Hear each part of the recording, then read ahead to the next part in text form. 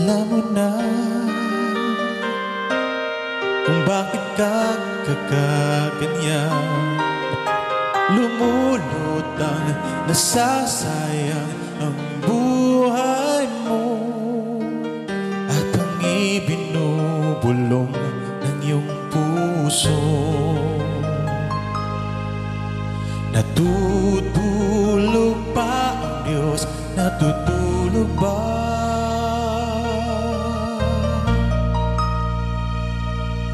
At ikaw ay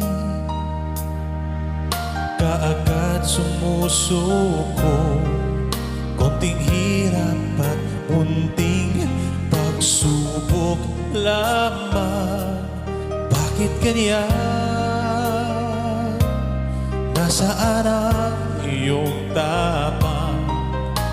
Naduduwag, nawawalan ng pag-asa, at iniisip na natutulog pa. Natutulog pa ang Diyos? Natutulog ba?